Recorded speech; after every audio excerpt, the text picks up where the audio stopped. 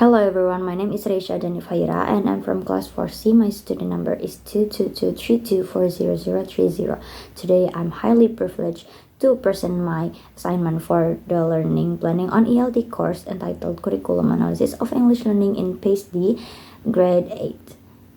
Okay, let us begin with the background and analytical focus of this study. Under the Merdeka curriculum, we are witnessing a significant instructional transformation. We are shifting away from the old paradigm of rigid, rote, grammar-heavy syllabi. Instead, we are embracing a flexible, student-centered, and competency-based learning environment.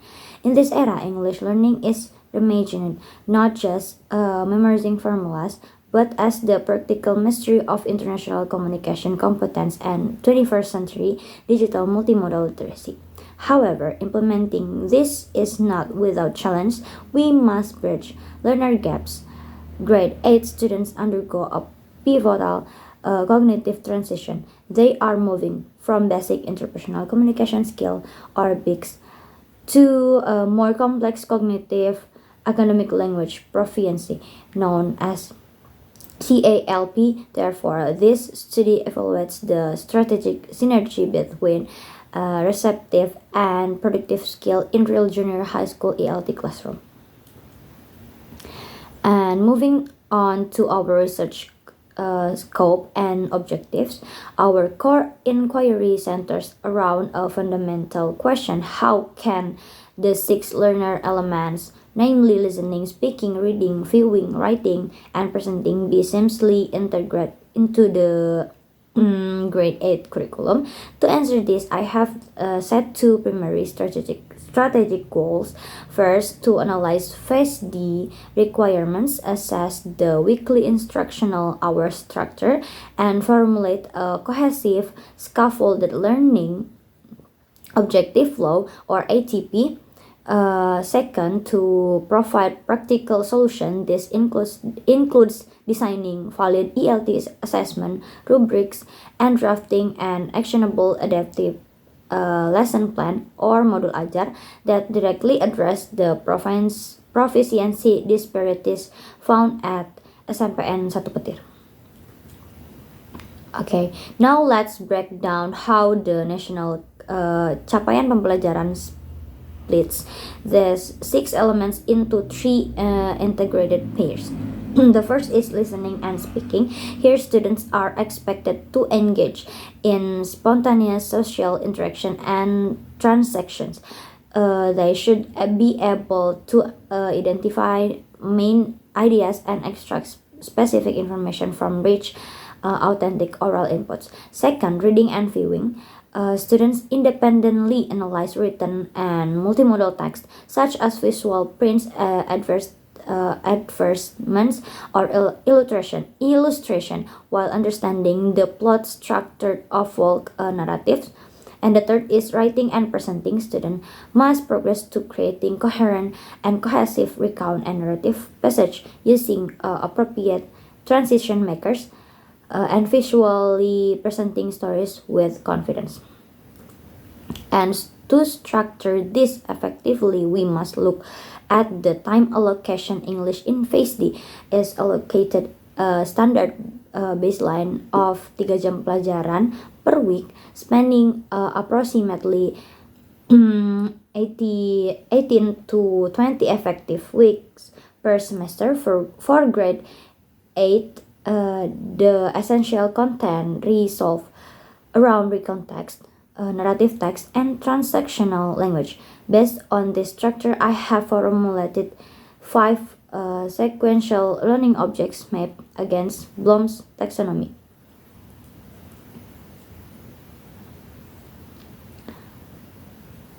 TP1 is identify specific information and main ideas from oral recount text. TP2 apply correct past tense structure to narrate a personal holiday experience orally.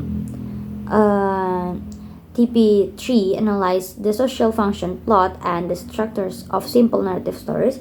TP4 construct written recount text using logical temporal connectors. And TP5 produce visually applying digital presentation, retell, or illustrate traditional stories.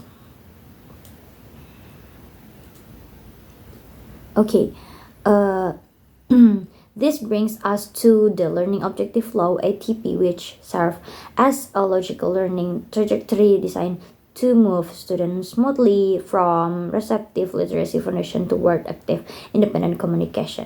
In week 1 to 4, the focus is on personal recount, TP1 and 2, where students practice listening to dialogue podcasts, engaging in oral holiday roller play, and doing past and drillings.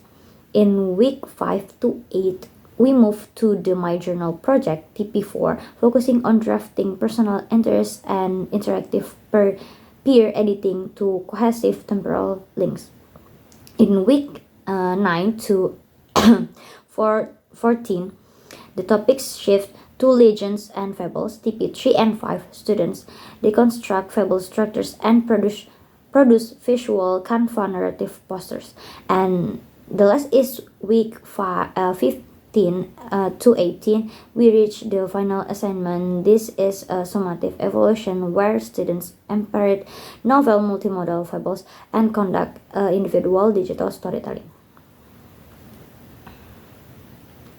To put this theory into practice, I drafted a gender-based approach or GBA modul ajar planned for grade 8 at SMPN 1 Petir with an allocation of 2 JP 40 minutes. The lesson targets the classic moral story, the hare and tortoise, and targets the core cognitive outcomes like reconstructing sequential narrative conflicts, evaluating moral values, and developing critical thinking through scaffolded question.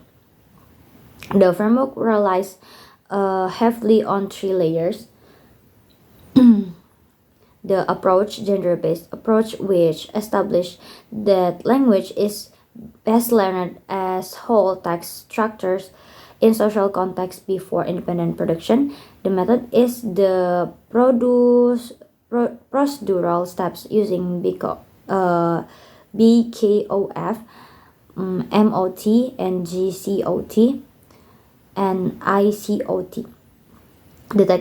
The technique is concrete, immediate classroom tasks such as collaborative paragraph sorting, vocabulary brainstorming, or moral value. And our assessment is staged comprehensively throughout the unit. We start with a diagnostic assessment during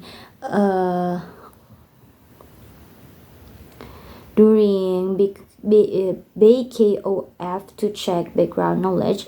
This is followed by formative assessment during MOT and GCOT via collaborative paragraph sorting activities to track understanding. It concludes with a summative assessment involving formal independent reading and creative writing tasks for the curriculum feasibility analysis. A notable cultural strength is that including local Indonesian fables enhances intrinsic student interest. However, a realistic challenge is the extreme disparity in English baseline proficiency across junior high classes. As a recommendation, teachers must incorporate differentiated instruction with varying text complexities and heavy digital multimodal support to effectively bridge these proficiency gaps. And that's all from me. Thank you so much for watching.